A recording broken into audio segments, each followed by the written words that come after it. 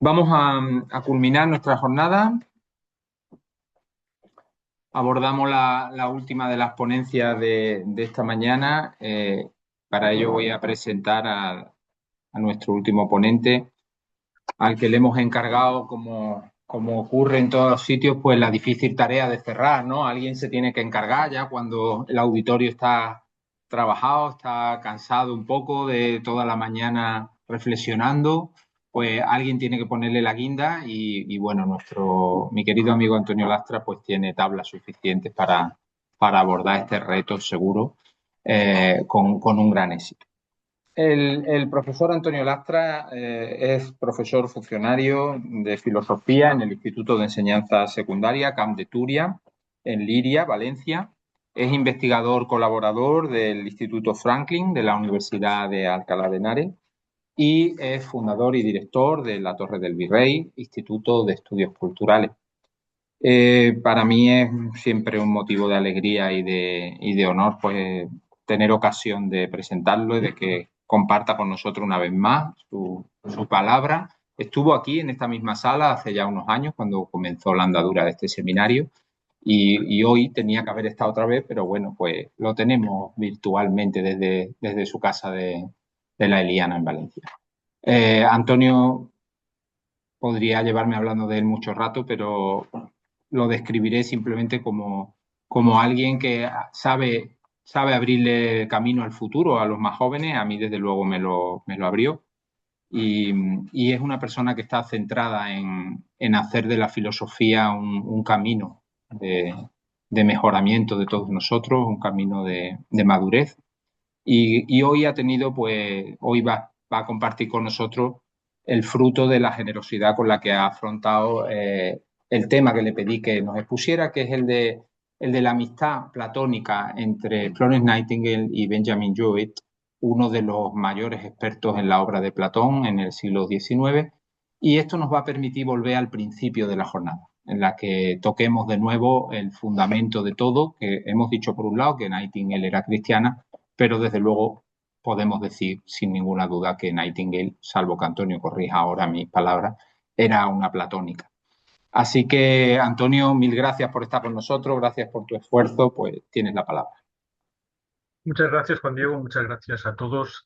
Ah, por supuesto, me uno al dolor de lo sucedido en el accidente de tren y, y podría añadir, precisamente en este marco, la, por supuesto, no la alegría, sino el consuelo de leer en un diario esta mañana este titular: el día en que todo salió bien en el hospital de Córdoba, puesto que parece que los enfermeros hicieron lo que tenían que hacer, su triaje.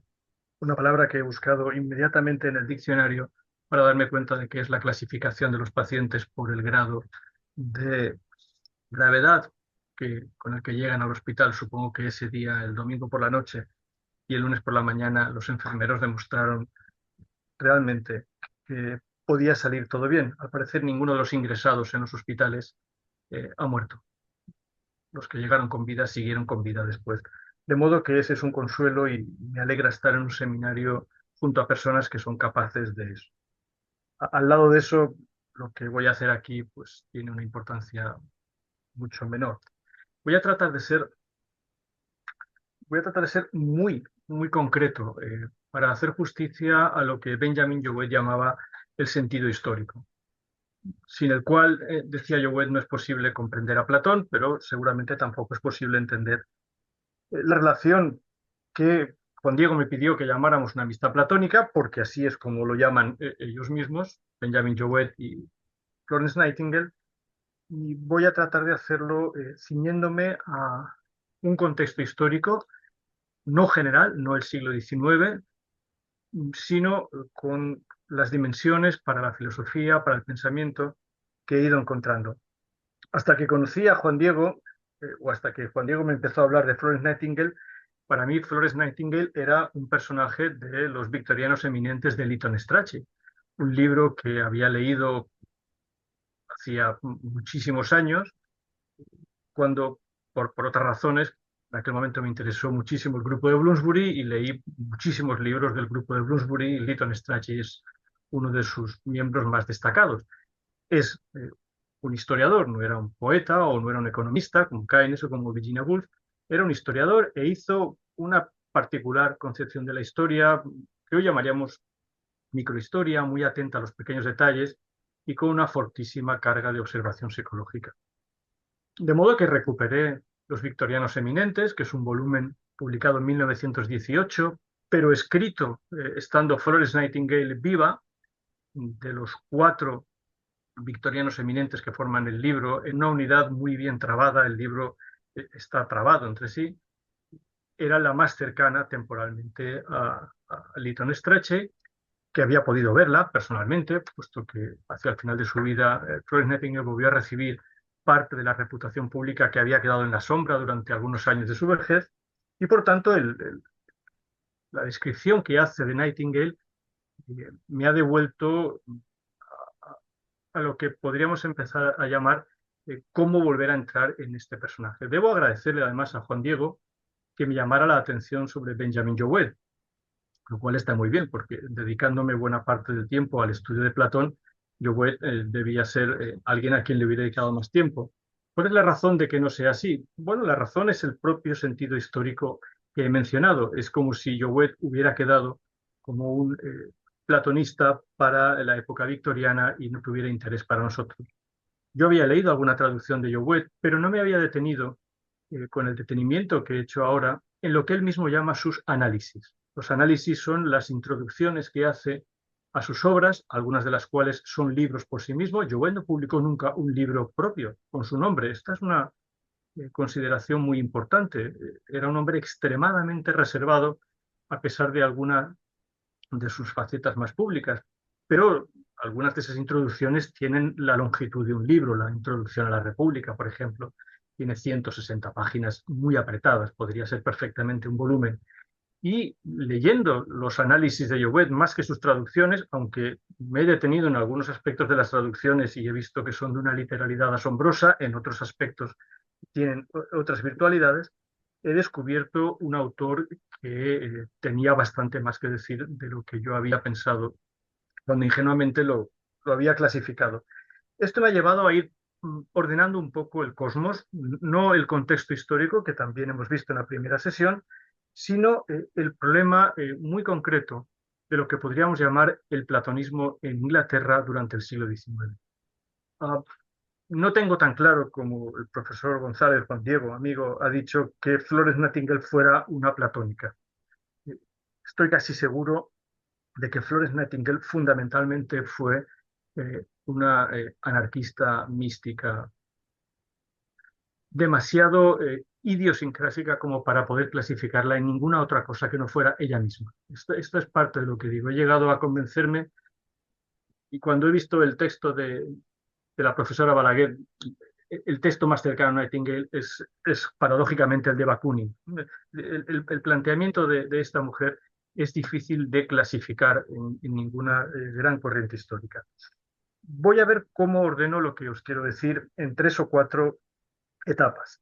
La primera sería ver muy bien quién fue Benjamin Jowett, qué es lo que se propuso con 2 gestos que son 2 gestos perfectamente reconocibles dentro de una tradición que llamaríamos la tradición del platonismo.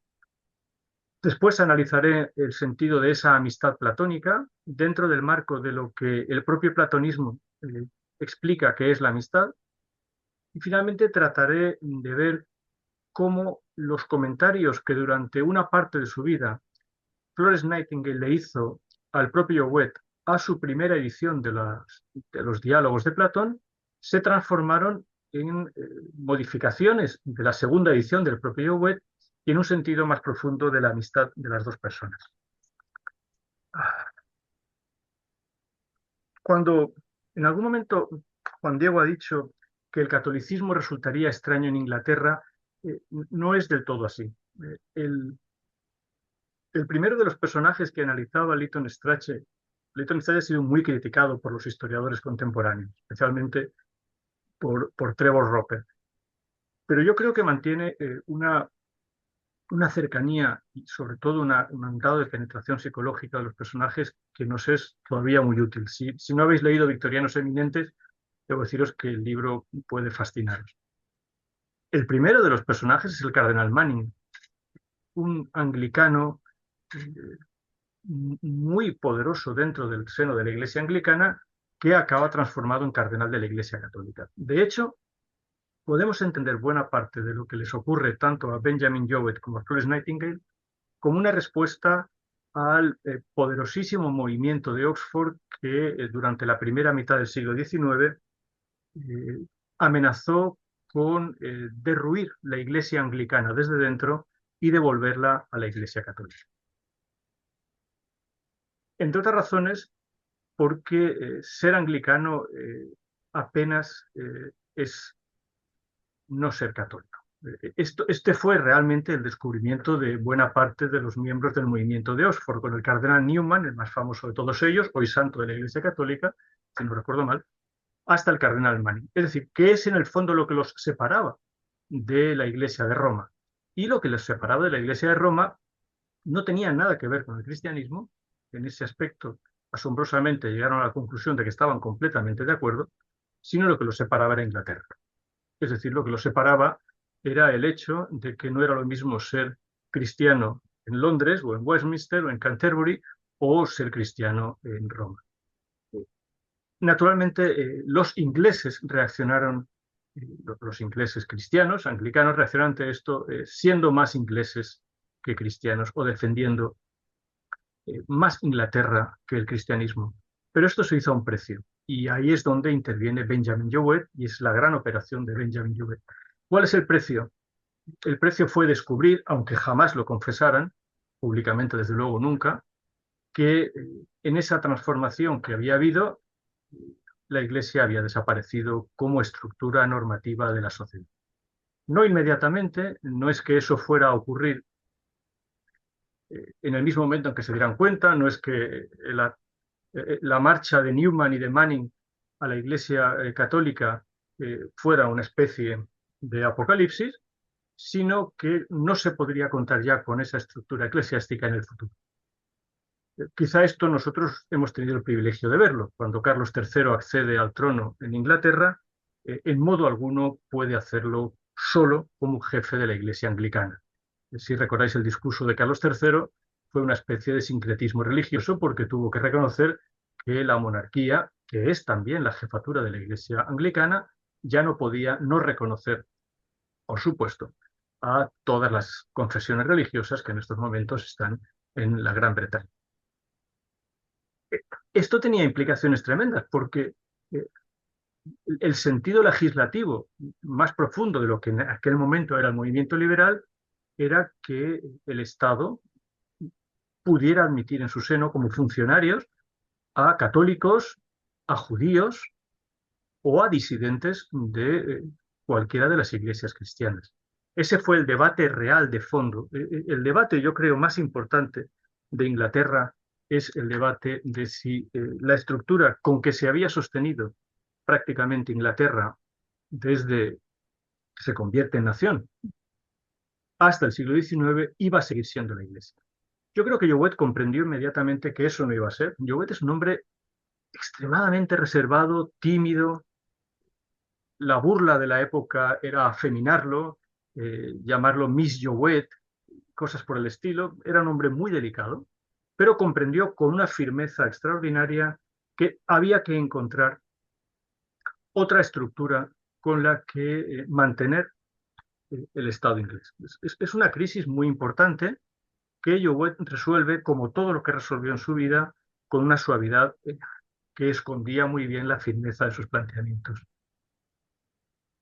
Por fortuna para nosotros, porque el gesto que llevó a cabo tiene trascendencia para todos nosotros, consistió en algo muy sencillo, consistió en volver a Platón. Es una operación que hoy nos parece seguramente necesaria, pero hemos de recordar que en la Inglaterra de su época, en las universidades de la época, Platón no se estudiaba. El currículum era fundamentalmente, o la base de todos los currículos universitarios era Aristóteles. Y esta era una viejísima tradición escolástica que no se había tocado, con lo cual todo se ordenaba alrededor de una escolástica, no solo en un sentido religioso, sino en un sentido escolar, aristotélica. Y Platón, que por supuesto se conocía, no formaba parte, por paradójico que esto no resulte, desde luego para quienes nos dedicamos a la filosofía, Platón no formaba parte de los planes de estudio. Ya siendo tutor, simplemente tutor en Oxford, Jowett introdujo a Platón. He ordenado algunos textos que tenéis en el guión, que por supuesto no voy a leer porque podéis leerlos tranquilamente vosotros. Eh, el texto de Paul Sorey, un grandísimo estudioso platónico, que dijo, bueno, realmente esta es la gran hazaña de Jowett, haber devuelto a Platón al currículum. Pero esto no era simplemente una operación académica, ahora veremos la importancia de la palabra académica. Jowett acabó transformándose con el tiempo no en un profesor más, no en un tutor más, sino en el decano, en el principal dirigente del Balliol College. El Balliol College fue durante el siglo XIX el sucesor del Oriel, que había sido el colegio más importante de preparación para las universidades inglesas, y transformó el sentido educativo tal y como hoy, supongo que en series como Downton Abbey o en cualquier serie inglesa entre los siglos XIX y XX, nos han hecho pensar qué es una universidad inglesa o qué es la educación inglesa, que a todos nos parece naturalmente envidiable teniendo en cuenta los procesos de masificación a los que la educación se ha visto llevada a cabo. Hemos de recordar que los colleges en Inglaterra no son exactamente las universidades, sino la preparación para las universidades y preparar bien a quienes después iban a ser los universitarios de Oxford. Sus colegios estaban dentro de las universidades, pero eran el modo de llegar después al estudio universitario, se convertía en un asunto de primera categoría. Tanto que, de nuevo, en el libro de Strachey, el otro, hay cuatro personajes, el último es el general Gordon, ya veremos la importancia que tiene esto para el asunto de la guerra y de Nightingale. El otro gran victoriano fue el predecesor inmediato de Jowett en la reforma educativa en Inglaterra, que fue Thomas Arnold. Thomas Arnold es un personaje muy poquito conocido, pero es el gran director del colegio de rugby, de donde viene el juego, que es el primero en ordenar el sistema educativo por medio de las tutorías, pero no es un teórico de la educación como realmente llegó a serlo Jowett. Así que tenemos que Jowett comprende perfectamente que la estructura real de Inglaterra se ha venido abajo en esta controversia casi bizantina, si podemos utilizar así la palabra, entre anglicanos y católicos, que podía haber sido simplemente una controversia teológica más, pero que agrietó realmente la, la- la estructura real de Inglaterra. Jowett piensa, bien, ¿quién puede suceder a la Iglesia? Solamente hay una estructura que puede sucederla y es la universidad. La universidad, tal como él la concibe, es fundamentalmente un lugar de educación. En el guión os he puesto una broma porque eh, es casi inevitable cuando hablamos con personas que están en la universidad que les salga de la boca la palabra investigación, que se ha convertido en una especie de mantra o de síboles de nuestra época. Todo aquel que no dice investigación parece que no está en el juego, ¿no? Que no forma parte de la banda. Jowett odiaba la investigación. Tenéis ahí la cita, está tomada de unas memorias de uno de los que fue sus alumnos, Logan Pearsall Smith, después un grandísimo escritor en lengua inglesa y un gran editor de Santayana, por cierto, donde dice, bueno, la investigación es una mera excusa para la ociosidad. Bueno, por supuesto que de la investigación salen muchas cosas, pero yo creo que todos los que estamos aquí comprendemos perfectamente hasta qué punto con la investigación seguimos hoy, como en la época de Jowett, enmascarando una gran falta de trabajo. Lo que él pensaba realmente es que la universidad era un lugar de educación. Había que educar a las personas. Y eso significaba que el profesor lo era no porque investigara para saber, sino porque investigaba para enseñar.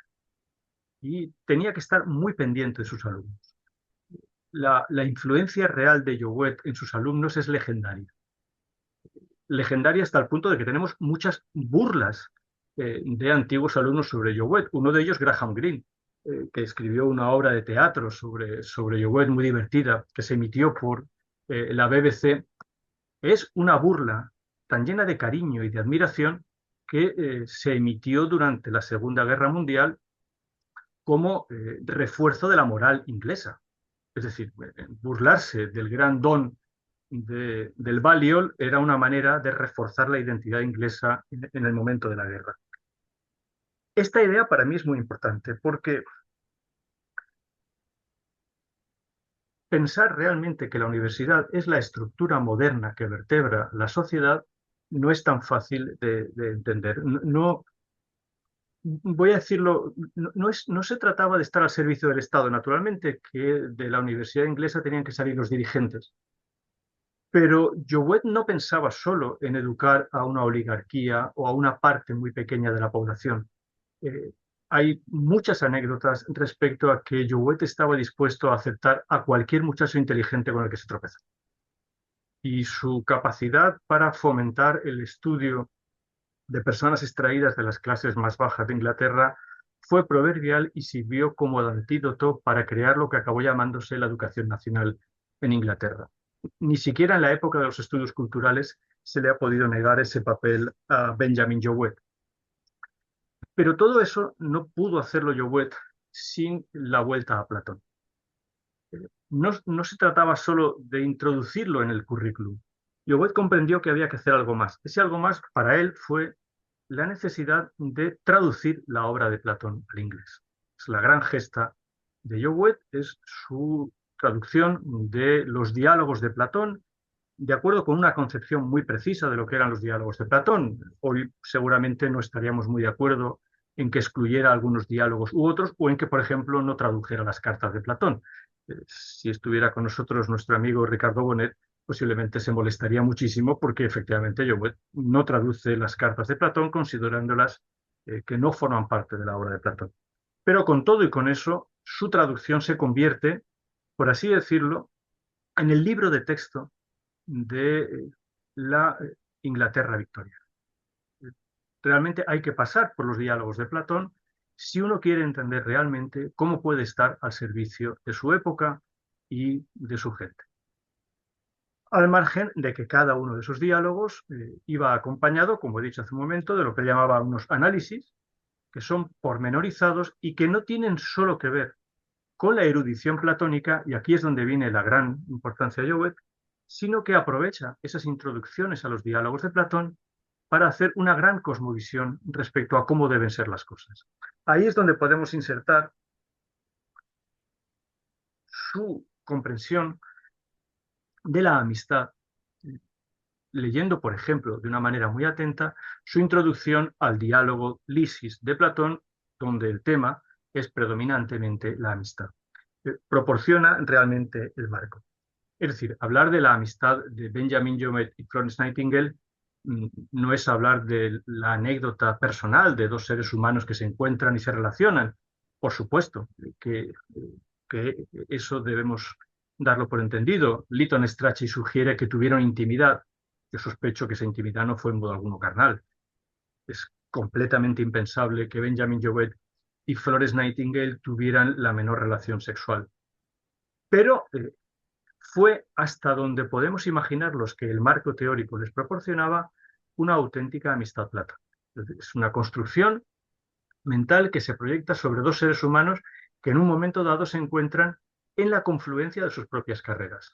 Cuando conoce Nightingale a Jouet, ¿no? Lo conoce mucho después de su intervención en el hospital de Scutari, de haber vuelto a Inglaterra, de haberse involucrado en muchísimas otras batallas, hasta el punto de que cuando conoce a Jouet está realmente, por así decirlo, exhausta de una batalla personal contra todas las instituciones británicas que se le ponían por delante. Hemos recordado esta mañana que Nightingale provenía de una familia de la clase alta inglesa, de las familias en las que prácticamente se conocían todos, y eso le abría muchísimas puertas.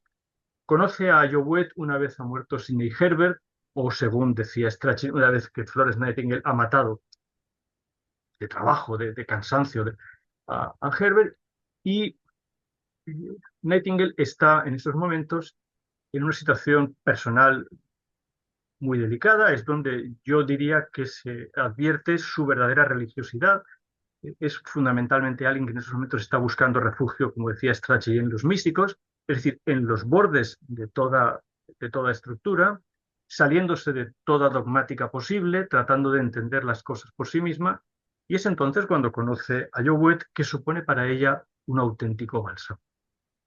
Puesto que Jouet calma a esa mujer verdaderamente desbordada y desbordante, y por supuesto se produce también lo contrario. Jouet, que era la imagen que tenemos todos, una especie de Mr. Chips, si alguien recuerda la película sobre este don inglés, ¿no?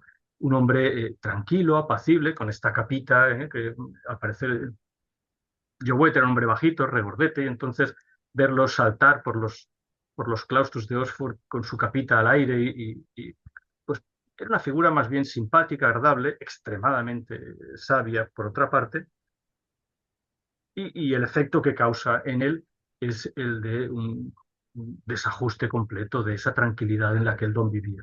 Así que hay una especie de contraposición y surge inmediatamente la cuestión, la cuestión de qué relación puede haber entre un hombre y una mujer que no va a pasar por el matrimonio, que tal vez roce todas las tentaciones posibles de la carne y que tiene que llegar hasta las máximas posibilidades de expresión y de comunicación humana.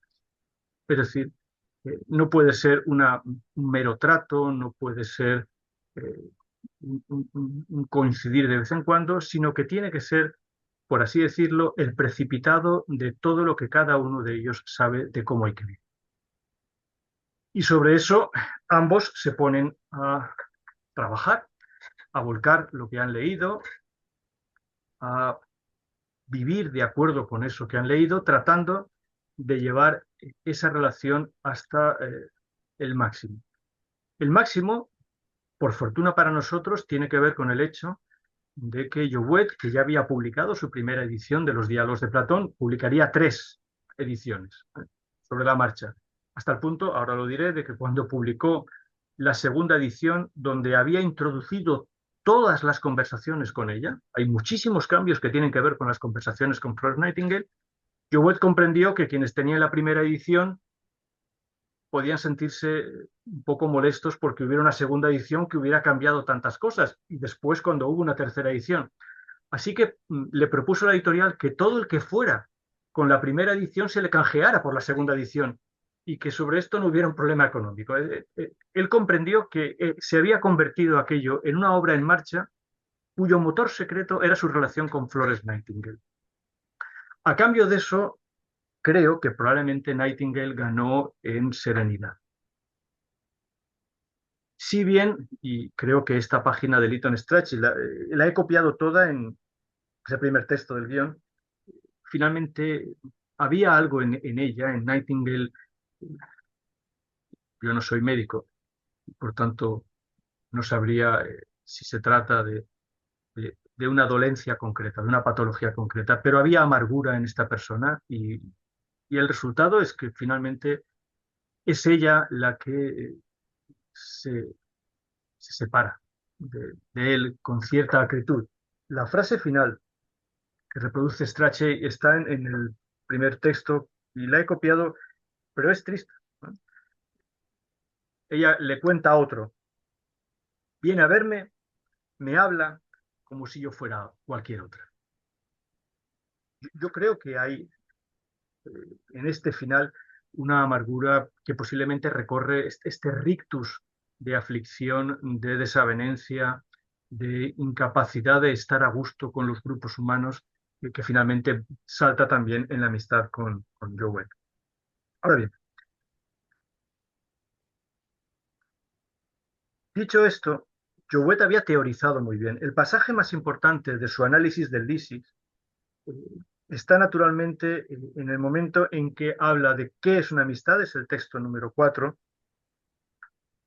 y qué amistad puede haber entre un hombre y una mujer relativamente jóvenes, es decir, no dos ancianos como acabarían siéndolo, y qué posibilidades tiene de éxito lo que él llama este romance of heavenly love, este romance de amor celestial. La respuesta de Jouet es extraordinaria y tiene que ver con algo muy victoriano. Son las tres últimas líneas del párrafo 4. Esa amistad valdrá lo que valga su reconocimiento en una opinión pública.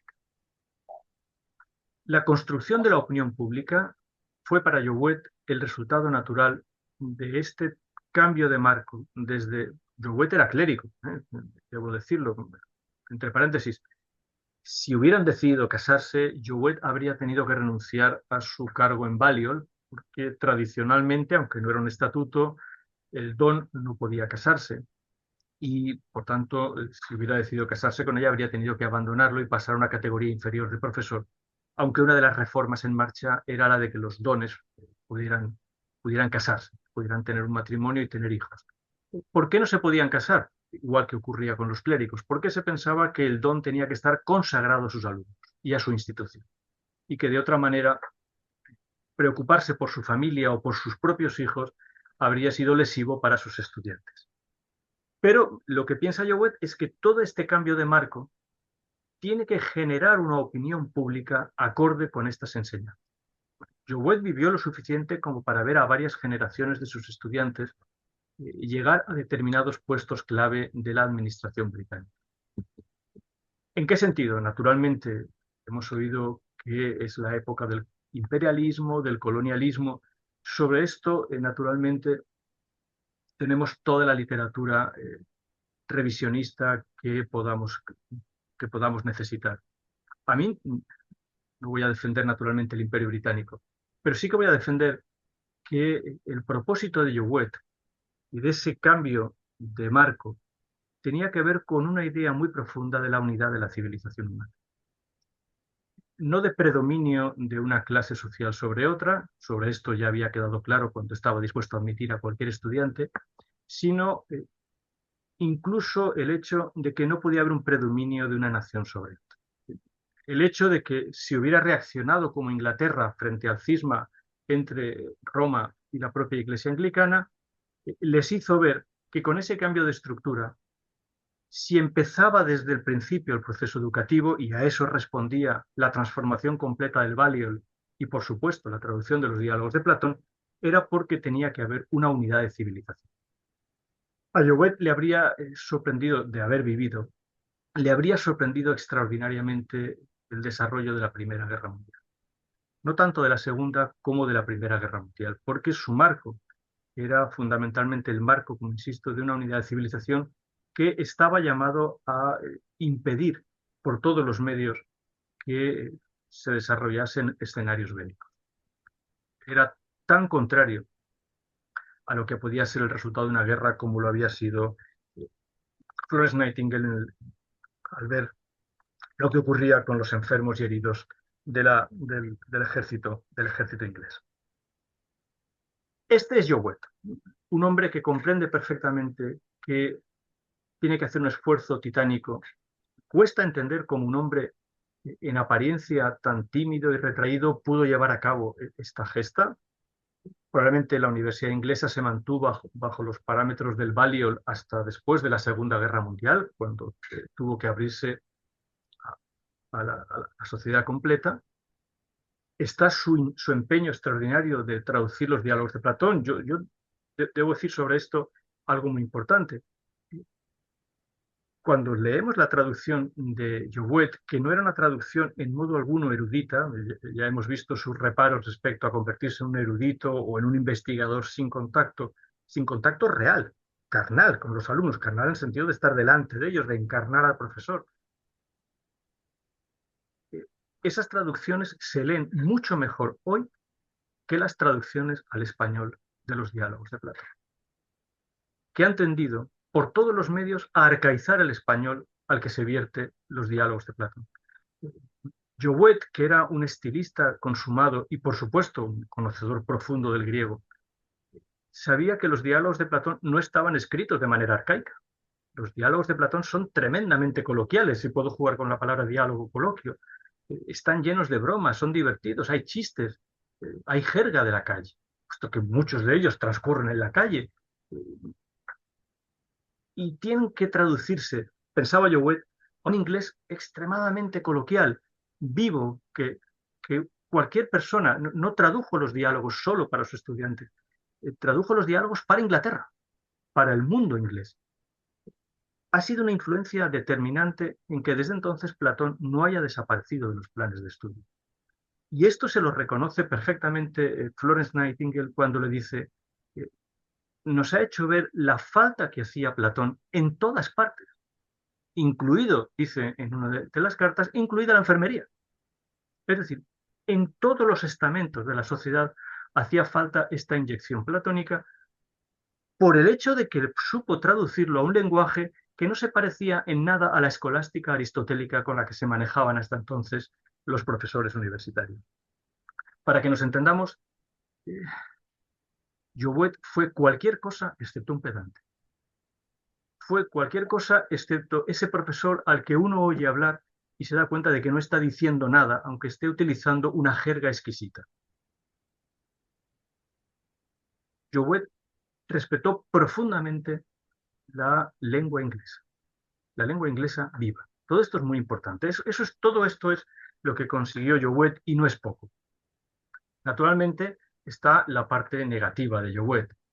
El hombre que viniendo de las clases más humildes y que había conseguido llegar al Balliol como estudiante por medio de exámenes y becas y estudiando y sacando las mejores notas posibles, cuando se transforma en decano, se transformó en muchos aspectos en un snob o en un nuevo rico y gustó de cierto lujo. Bien, bueno, toda esta parte la podemos entender. Uh, Alguien que ha traducido los diálogos de Platón y ha transformado la estructura universitaria probablemente podía tener algunos gestos vanidosos.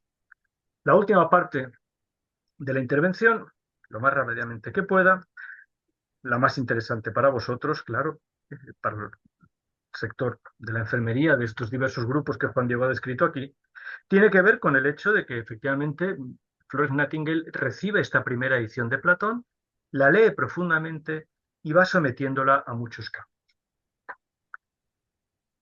El más importante, o los dos más importantes, tienen que ver, como creo que tenemos que ver aquí, en que sí, es muy difícil entender qué clase de cristiana era Florence Nightingale. Yo creo, hasta donde puedo conocer el cristianismo, que, bueno, que era una mística, una anarquista, alguien muy difícil de clasificar en cualquier iglesia. La noción de iglesia como que es la que tenía Jouet cuando crea el Balliol. Cree que la universidad tiene que ser lo que ha sido la iglesia, pero la iglesia ya no puede llevar adelante esto. Esto a ella, esa disciplina mental, esa solidaridad conceptual, le eran completamente ajenas. Y sus comentarios a los diálogos de Platón son fundamentalmente que el Platón que ella está buscando es el Platón más místico posible, el que trata de romper todas las costuras. Por volver a la conversación con Fernando, el más trascendente posible, es decir, el que no reconoce ninguna usía, puesto que tiene que estar siempre pequeña tes usías, más allá de cualquier configuración posible. Pero esto ha sido muy bueno para nosotros, porque Jouet fue extremadamente, Jouet fue mucho más sensible y mucho más receptivo que ella. En esa relación, el que realmente demostró ser el amigo es él, no ella.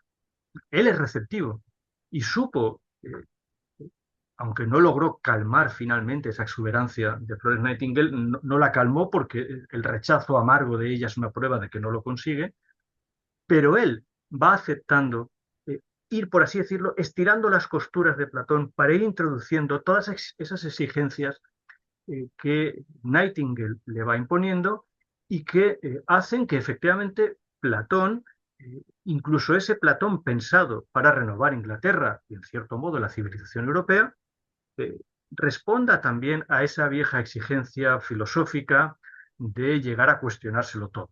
Es difícil pensar en Jouet como una especie de de Sócrates intransigente o de cínico que está dispuesto, pero las sucesivas pullas, las continuas cartas hay 8 volúmenes de correspondencia entre Jowett y Nightingale que os confieso que no he leído, si es que ha leído alguien, ¿no? Son páginas enteras. Muchas de las cartas de Nightingale eh, obedecen al patrón que todos hemos visto en las personas necesitadas de cierto tratamiento psicológico, de personas que están dispuestas a hablar durante 6, 7 horas. Lo más parecido que yo he encontrado es en el cine, personajes de John Cassavetes que necesitan hablar sin que nadie les responda, porque lo único que necesitan es encontrarse con alguien con que seguramente esto hizo Jowett. Yo debo imaginar que además de esos 8 volúmenes de correspondencia están las muchas horas que pasaron juntos. Y yo me imagino a Jowett callado, tomando delicadamente el té, con una pequeña sonrisa y después apoyando sus 2 manos en la pequeña barriga que le iba saliendo conforme envejecía, mientras Florence Nightingale hablaba y hablaba y hablaba y hablaba e iba introduciendo todo lo posible. Muchas de esas cosas Jowett las introduce en sus progresivas ediciones de Platón. Para utilizar la palabra en la página 5 del guión, el texto 5, he ido uniendo diversas páginas de las intervenciones de Flor. Posiblemente la podamos llamar una entusiasta. Y recordar que entusiasmo es una palabra cargada política y conceptualmente en la historia europea y ante la cual han reaccionado las personas más serenas. Lessing reacciona contra los entusiastas, Hegel reacciona contra los entusiastas, Kant y yo creo que Jowett también. Hay, sin embargo, un término que Jowett no admite en, en todas las insinuaciones de Nightingale, y ese término es pecado. Nightingale insistió muchísimo en que de alguna manera Jowett introdujera la cuestión, la gran cuestión del pecado en el ámbito platónico y Jowett no cedió a esta última pulsión.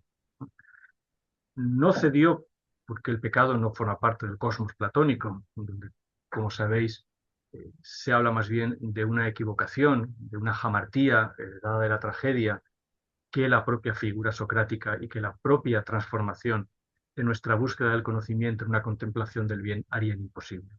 Ese es el punto en el que Jowett se mantuvo extremadamente firme. No sé si es el detonante de la amargura final de ella y de su separación, pero es el punto en el que Jowett, el mismo clérigo, eh, superficialmente anglicano y profundamente convencido de la necesidad de estructuras sociales muy bien trabadas y con un apoyo textual como el que ofrecían los diálogos de Platón, no estuvo dispuesto a llevar a cabo.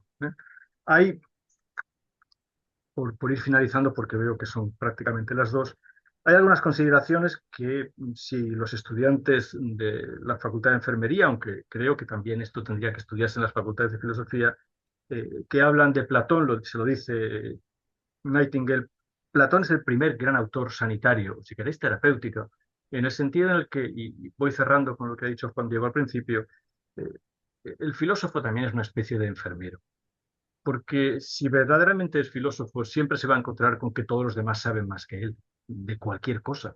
El filósofo trabaja, y Jowett lo sabía muy bien cuando reunía en el Balliol a los dons de las distintas disciplinas, ¿no?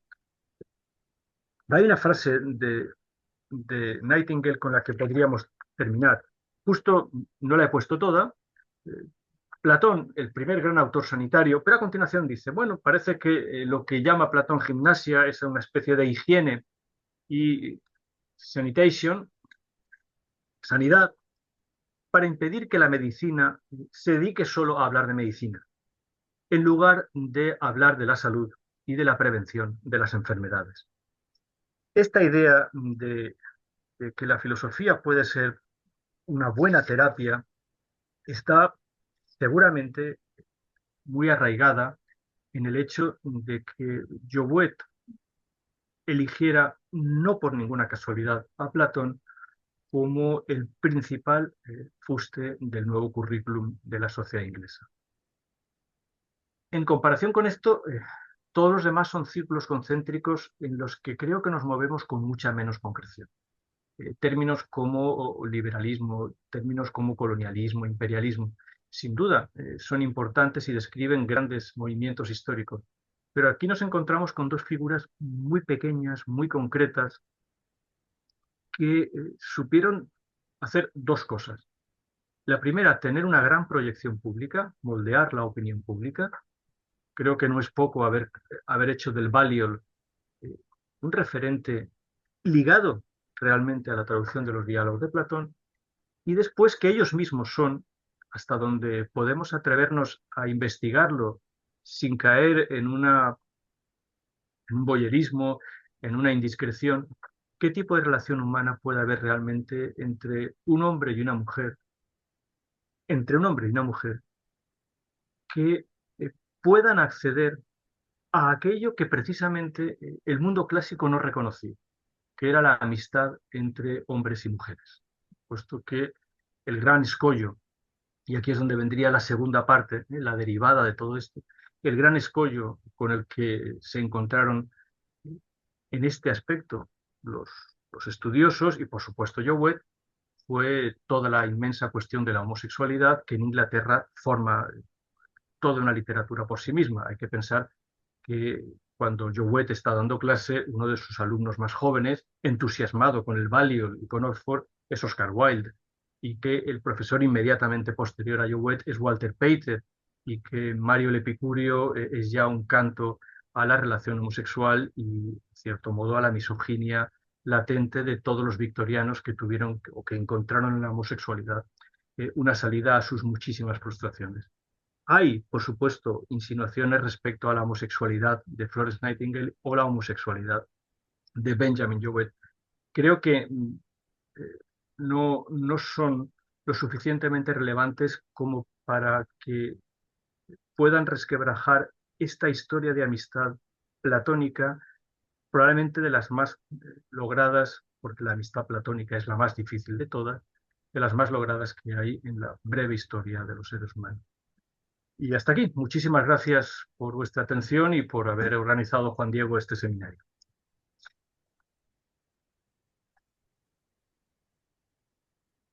Muchas gracias, Antonio. A ver, nuestro vídeo se ha congelado. A ver, un momentito. Ahí. Muchas gracias, Antonio. La verdad que yo personalmente he disfrutado muchísimo de tu intervención. Le hemos puesto un buen broche a nuestra mañana de trabajo. Los presentes aquí en casa creo que pueden valorar ahora lo que es el trabajo intelectual al que algunos estamos más acostumbrados, otros menos, pero esto es trabajar también, trabajar duro, ¿no? Bien, palabras, intervenciones, preguntas para Antonio en este último coloquio de nuestra jornada.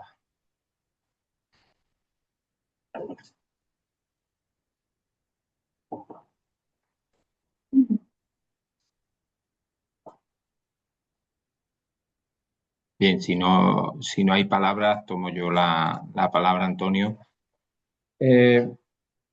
Sobre todo para poner el énfasis en esto que, una frase tan sencilla, ¿no? Investigar para enseñar y cómo ahí has marcado el marco, cómo ahí, perdón por la redundancia, ¿no? Cómo ahí has establecido una pauta de interpretación de lo que es la universidad, que en el fondo conecta con mi intervención primera y que es lo que creo que en último término nos debe preocupar a todos los presentes aquí.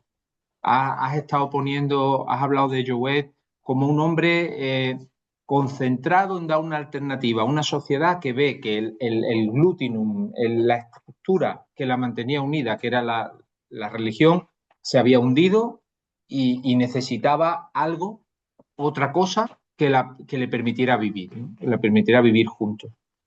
Eh, yo creo que todavía estamos viviendo de la idea de que la universidad puede ser eso, de estos espacios, de estos muros, de este dinero que el Estado se gasta en sostener a una serie de personas a las que cuando todo el mundo nos mira piensa que tenemos muy poquitas cosas que hacer y que te preguntan cuántas horas de clase tienes, ¿no? ¿Cuántas horas de trabajo presencial? Y tú dices 240 al año. Y la gente se echa las manos a la cabeza, ¿no? 240 al año, el que más. pero realmente en el fondo parece que hay todavía una confianza en que de aquí puede salir un modo de diseñar una vida juntos, ¿no? Claro, como la Universidad Española lleva 100 años concentrada en poner la tilde en la investigación, pues que tú nos digas que lo que podemos aprender de Jouet es investigar para enseñar, pues a mí me llega al corazón y me llena de esperanza, ¿no? En que realmente la idea que yo he planteado al principio pues no iba tan desencaminada, sino que realmente este espacio es el que puede permitir a muchos de nosotros subir para después poder bajar y así construir una sociedad mejor entre todos, ¿no? Yo sí te pediría que si eres tan amable, pues nos amplíes un pelín más o nos digas alguna pista más sobre qué, qué impacto crees que todavía hay hoy de este platonismo de Jouet. O sea, o lo dijiste al principio, ¿no? Nos comentaste que había quedado tapado por el polvo de los años, pero ¿crees que es una figura a la que conviene seguir prestando atención o realmente la dejamos en lo que hemos hecho hoy por su conexión con Nightingale y no nos importa Jouet para nada más? Bueno, tres cosas. La primera, Jouet mismo se habría sentido un poco extrañado de que nos interesáramos por él, porque su trabajo consistió en que nos interesáramos por Platón. Y por tanto, que nos interesemos por Platón es hacer lo que Jouet esperaba. Ya he dicho que nunca publicó un libro a su nombre, lo cual es una señal característica de esa humildad epistemológica que le caracterizaba y, por supuesto, también moral.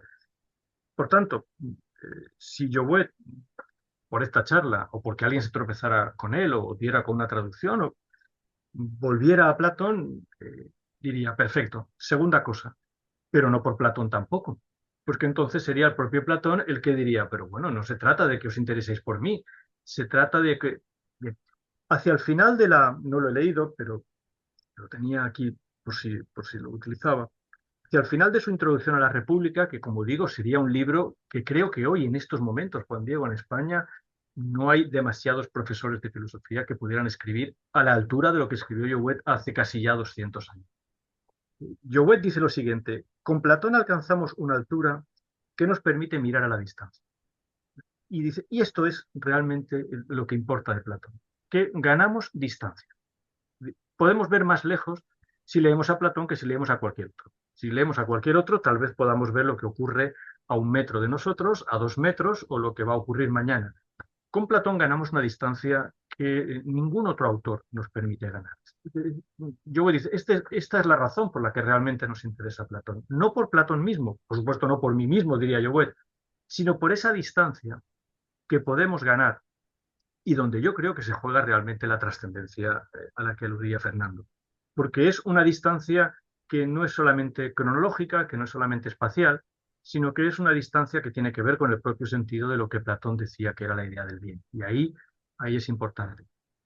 Tercera consideración, por tanto, Jouet no querría que leyéramos a Jouet, ni Platón querría que leyéramos a Platón, sino que leyendo a Jouet y a Platón alcanzáramos esa distancia que nos llevaría a contemplar una idea del bien. O la reintroducción de la distancia que nos separa de la idea del bien en nuestras consideraciones.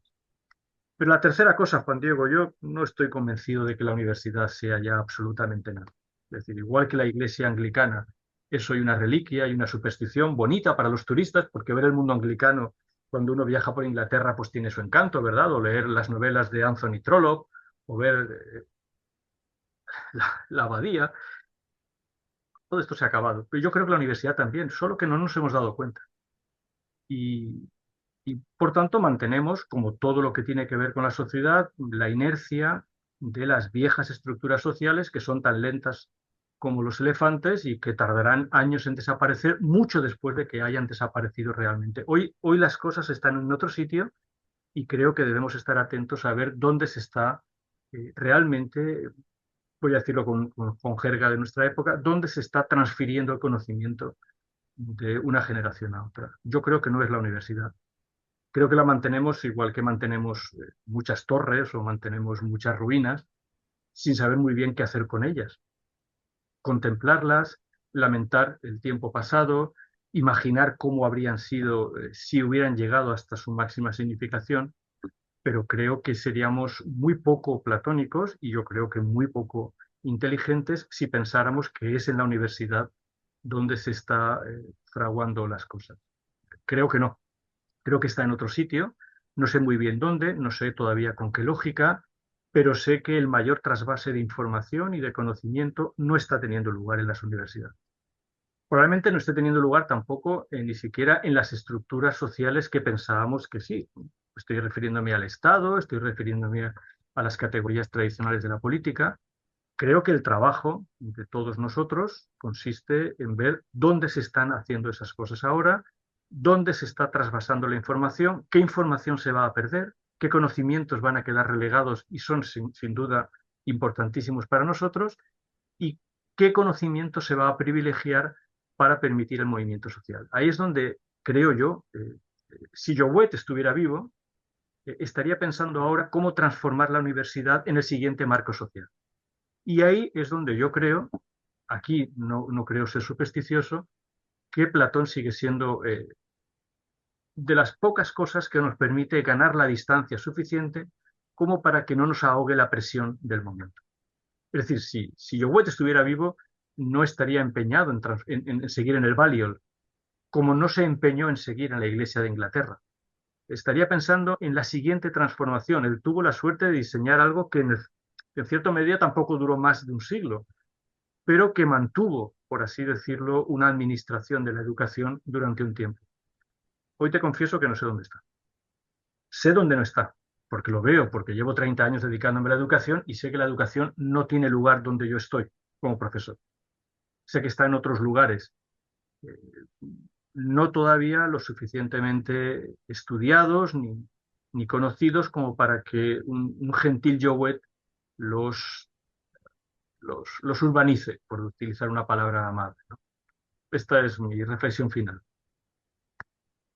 Pues muchas gracias, Antonio. Vamos a darle cierre a esta jornada, no sin recordar que una de las innovaciones fuertes de Nightingale es precisamente en este sentido fundar la Escuela de Saint Thomas en 1860 y generar un modo de aprendizaje de la enfermería completamente distinto a lo que había habido hasta entonces. ¿Qué va a ser de la enfermería del futuro y dónde la vamos a aprender y dónde la vamos a enseñar y cómo vamos a aprender a ser una sociedad que vaya hacia algún sitio? Pues son preguntas que dejamos para otros días y seguir reflexionando.